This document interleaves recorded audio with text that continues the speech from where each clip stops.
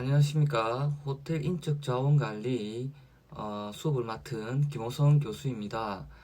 오늘은 이제 노동조합에 관련해서 이제 마지막으로 이 동영상 촬영을 하도록 하겠습니다. 노동조합의 조직 강화 수단으로서는 이제 저번 수업에도 했지만은 이 부분이 조금 중요한 것 같아서 이 부분을 한번 복습하는 차원에서 한번 수업 제도에 대해서 한 번 더 설명을 좀 드리고 그리고 뒤에 수업을 진행하도록 하겠습니다. 일단 수업 제도란 이제 노동조합의 이제 조직 강화 수단의 하나죠. 그리고 이 수업 제도는 조합원 확보를 뒷받침해주는 노동조합의 하나의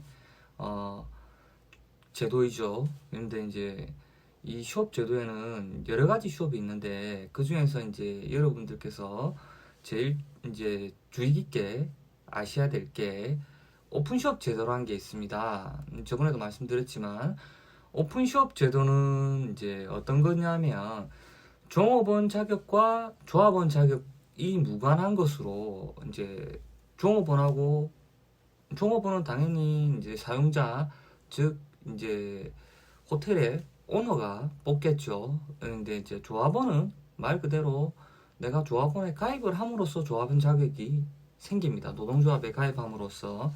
근데 종업원 자격과 조합원 자격이 상관이 없어요. 무관한 것으로 기업의 종업원이 이제 그 회사에 결성되어 있는 노동조합에 대한 가입 여부와 의사로 결정할 수 있는 제도입니다. 자유롭다는 소리죠. 오픈숍이라서. 노동조합을 가입해도 되고, 안 해도 되고, 이게 오픈숍입니다. 주 골자는.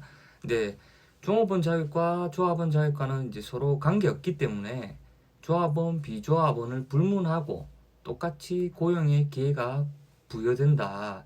사용자 측에서는 비조합원인 노동자만을 고용하여 노동조합을 배제하는데 이제 악영향이 있는 부작용도 있겠죠. 사용자 측에서 이제 노조원이 아닌 자기가 원하는 입맛에 맞는 사람을 고용할 수도 있는 약간의 부작용이 있긴 있습니다만은 대한민국에서 공무원을 제외한 모든 근로자는 이제 오픈숍에 대해 원칙적으로 적용하고 있다. 이게 제일 중요한 이야기겠죠. 대한민국에서는 오픈숍을 원칙적으로 적용한다. 근데 부분적으로 유니온 제도 샵을 인정하고 있다. 이래 돼 있죠.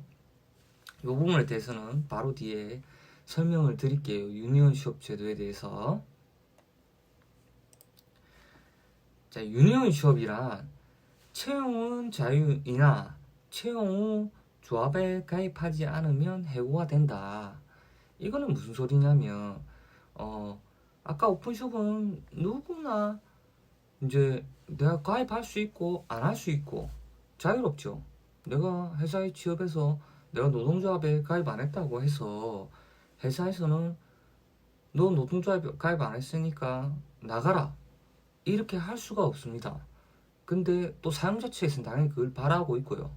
왜냐면 사용자 측, 대표이사 측에서는 왜냐하면 노동조합 있으면 이제 사용자 측은 불편하기 마련입니다. 그 이유에 대해서는 뒤에 설명을 해드릴 건데, 근데 이제 그러한 아까도 말씀드렸다시피 오픈숍에 대해서 그러한 부작용이 있다. 근데 유니온숍은 뭐냐?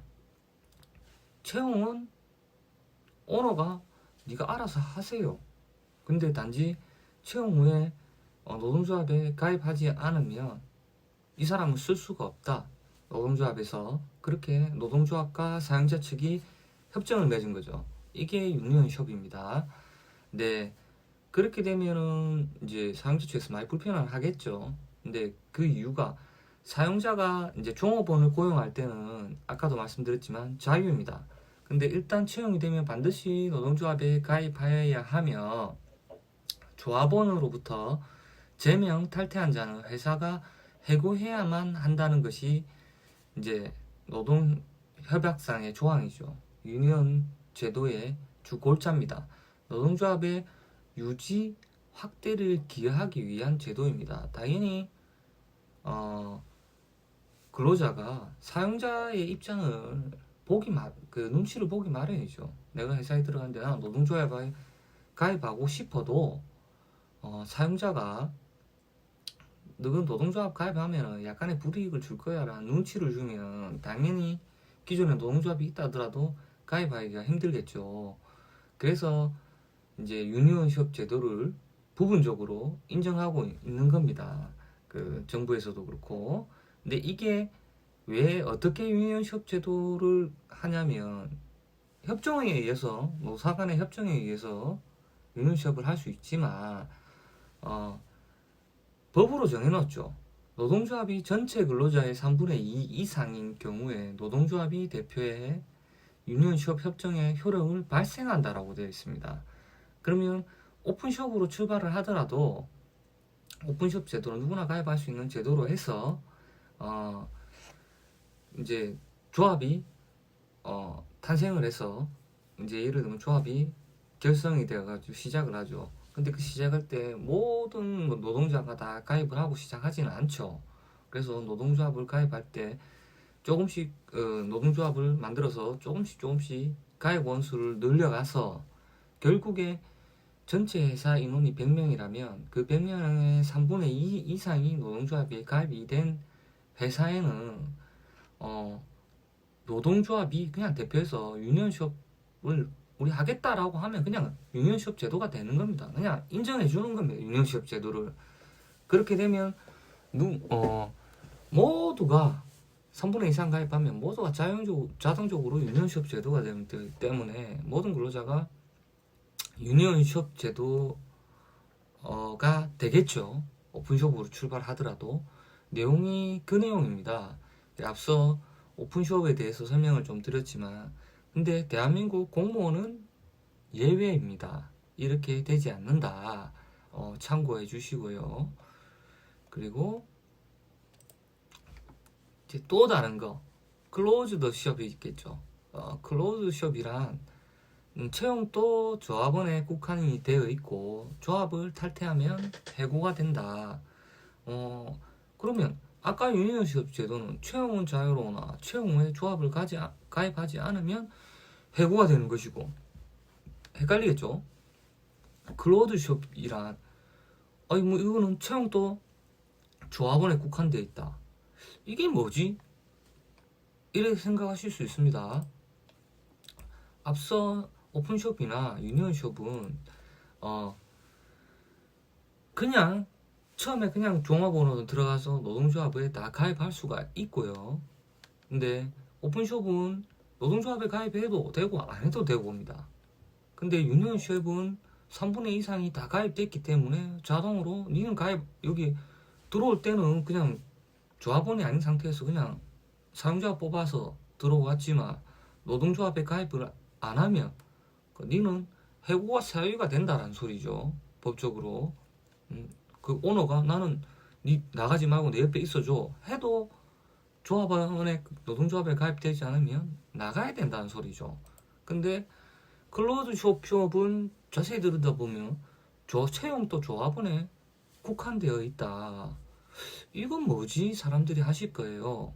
이게 바로 이제 우리나라의 대표적인 게 항운노조입니다. 항운노조. 항운노조 저번에도 설명드렸지만 항운노조는 하역법상 노조에 가입하지 않으면 아예 그 하역을 할 수가 없어요. 그 하역을 할 수 있는 거는 항운노조에 가입된 사람들만 거기서 하역을 할 수 있다. 말 그대로 물건을 내리고 일을 할 수 있다라고 법적으로 정해져 있죠. 그러니까 먼저 취업하기 전에 여러 가지의 회사들이 있겠죠. 근데 그 회사들 이제 예를 들면 항운 노조에 가입된 회사들이 있을 거예요. 예를 들면 이제 내리는 선박에서 컨테이너 박스를 내리는 회사들이 하나만 있는 게 아닙니다. 여러 개의 회사들이 있겠죠. 그 항구에. 그러면 그 항구에는 이제 법으로 항운 노조에서 할 수 있는 한국노조만 일을 가입된 사람만 일을 할 수가 있겠죠. 법으로 정해져 있으니까. 그 내용입니다.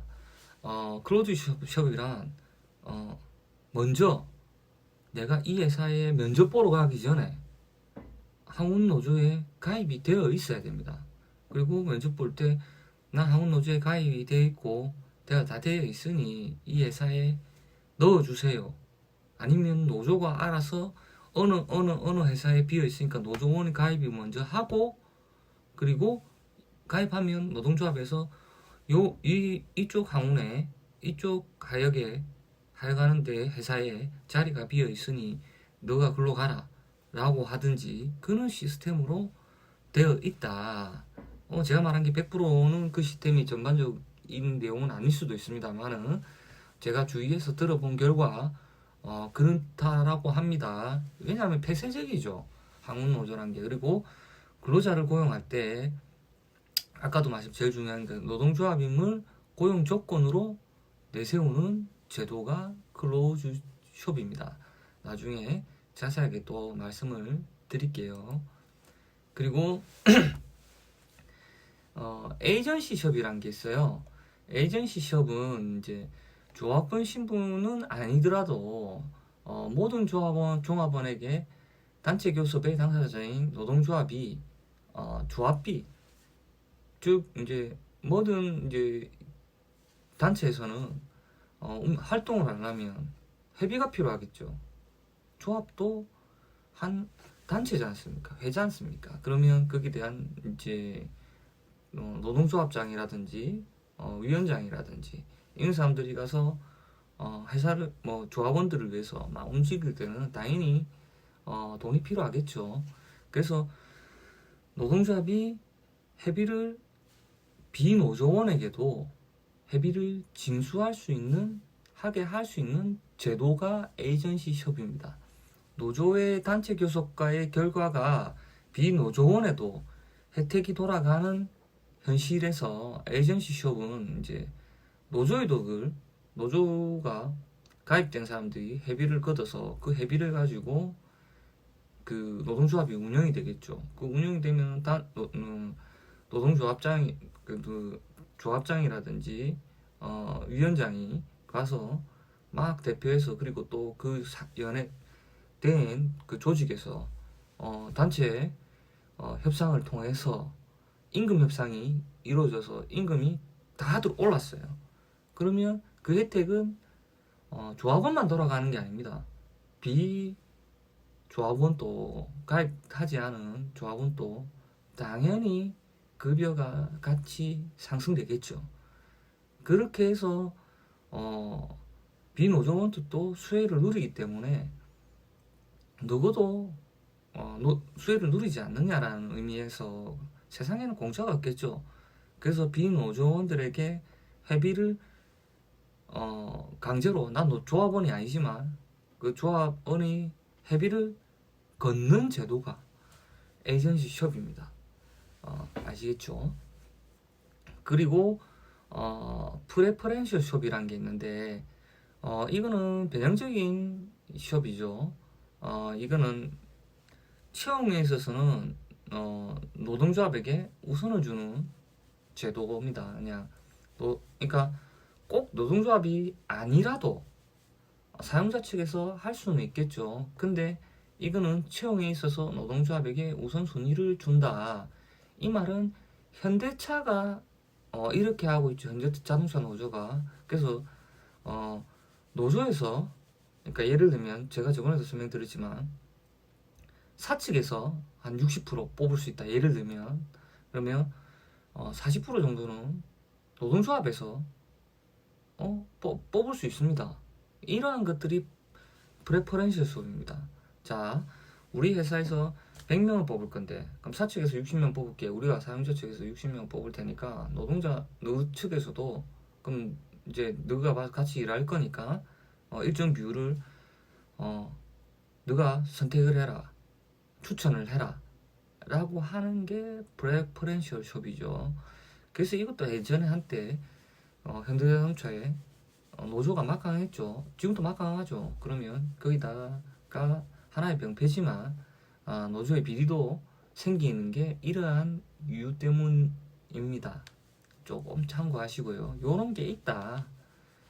어,